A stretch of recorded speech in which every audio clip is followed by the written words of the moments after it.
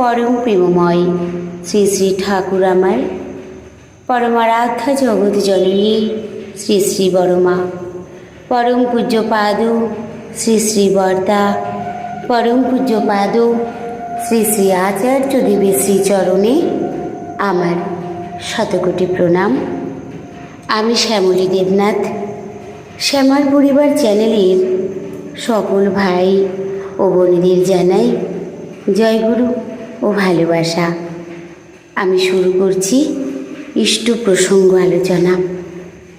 পরম পূজ্যপাদ শ্রী শ্রী আচার্যদেব বলেছেন, মানুষ যা নিয়েই থাকুক না কেন, যাকে নিয়েই থাকুক, পরিবার, বিদ্যা, কর্ম, উপার্জন সবই কিন্তু একদিন না একদিন চলে যাবে। তা সত্ত্বেও এগুলির কোনোটাকে হারালে হতাশায় বুক ভাঙা হয়ে পড়ে, কিন্তু তারপরেও সে বেঁচে থাকে। কী নিয়ে বেঁচে থাকে? ঠাকুর, সেই এক ও অদ্বিতীয়। এক ও অদ্বিতীয়ই আস্থাস্থল, যিনি বলেন, তুই পড়িস না, ধরে থাক, এখনও তোর আশা আছে। তোর এই জীবনটা যখন আছে, এই জীবন দিয়ে তুই কিছু না কিছু ঠিক করতে পারবি। তিনি সেই আশার কিরণ। আমার হতাশায় মুহূর্তে আর কেউই থাকে না সাথে, ওই শূন্যতা আর কেউই পূরণ করে দিতে পারে না, একমাত্র এক ও অদ্বিতীয় তিনি ছাড়া। তিনি আরও বলেছেন, তোমরা যে ইষ্টপ্রীতি করো, কি পাও তাতে? সবাই নিজেদের মতন করে নানান যুক্তি দিয়ে বোঝাও, তাতে কেউ বোঝে, কেউ বোঝে না।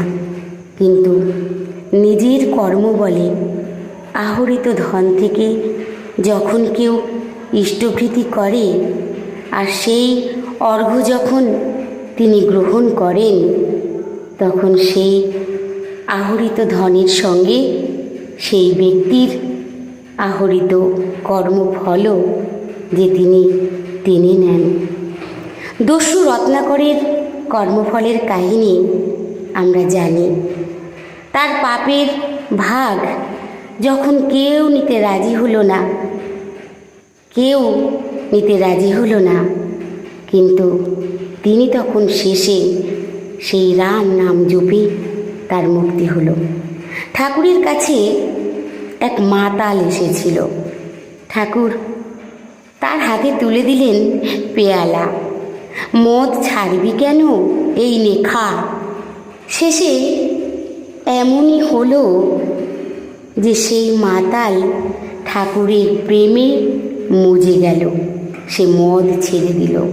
সে বলল, ঠাকুর তুমি বড় চতুর, এসেছিলাম আশ্রয়ে, তুমি দিলে প্রশ্রয়, ছাড়িয়ে দিলে নেশা, তোমার এই কোন লীলা প্রভু। শ্রী শ্রী আচার্যদেব কীভাবে প্রিয় পরমকে ভালোবাসার সূত্রগুলি প্রতিনিয়ত আমাদের শিখিয়ে চলেছেন। আমাদের জীবনের প্রাথমিক লক্ষ্যই হলো চেতন থাকা, আর এই চেতন থাকার জন্য প্রয়োজন সুস্থ দেহ, আর সুস্থ দেহের মূল সুস্থ মন। প্রতিদিন যজন যাজন ইষ্টপ্রীতির অচ্যুত অভ্যাস আমাদেরকে ধীরে ধীরে ইষ্টের প্রতি অনুরাগী করে তোলে, আর এই অনুরাগী নিয়ে আসে বৃত্তি নিয়ন্ত্রণ, যা ক্রমে ক্রমে আমাদের এগিয়ে নিয়ে চলে মহাচেতন সমুত্থানের পথে। ঠাকুরকে আমরা অগাধ ভালোবাসতে পারি, কিন্তু তারপরেও প্রবৃত্তির বন্ধন আমাদের ঘোচে না। আমরা যাতে চলতে গিয়ে সেই বিপাকে পড়ে পথভ্রষ্ট না হই, তার জন্য নিরন্তর আচার্য সঙ্গ ও তদনুক চলনে চলাই আমাদের একমাত্র সহায়। আচার্যদেবের জীবন চলনার মধ্যে সৎসঙ্গের প্রাণভ্রমরা লুকিয়ে আছে। আমাদের জীবনে চলনে চরিত্রে অনেক ত্রুটি থাকলেও তিনি আমাদের মার্জনা করে বিস্তারের পথে টেনে নিয়ে চলেছেন।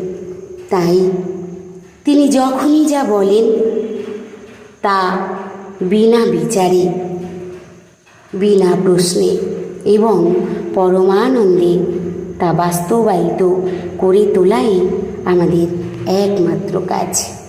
ঠাকুর বলেছেন, কথায় আছে, বীরভোগ্যা বসুন্ধরা। বীর মানে যোদ্ধা নয়, একজন অসামান্য কর্মীকে বীর বলা হয়। আর বসুন্ধরা মানে যিনি আমাকে ধারণ করেন, রক্ষা করেন। পরম দয়াল সকল সময় আমাদের রক্ষা করে চলেছেন, তাই তিনি আমাদের বসুন্ধরা। পরম প্রেমময় শ্রী শ্রী ঠাকুরের অসীম দয়া যে তার শ্রীচরণে আমরা আশ্রয় পেয়েছি। মানব দেহে ভূমিষ্ঠ হওয়ার পর কান্নার পরিবর্তে হাসি দিয়েই তিনি বুঝিয়ে দিয়েছিলেন যে আমাদের প্রত্যেককে আনন্দে রাখতেই তার আগমন। তাই আসুন আমরা সকলেই তাকে অনুসরণ করে তার নির্দেশিত পথে চলে আমরা আমাদের জীবন ধন্য করি। সবাই ভালো থাকবেন, সুস্থ থাকবেন। পরম দয়ালের শ্রীচরণে আমি সকলের জন্য মঙ্গল প্রার্থনা করি। জয় গুরু। বন্দে পুরুষোত্তমম।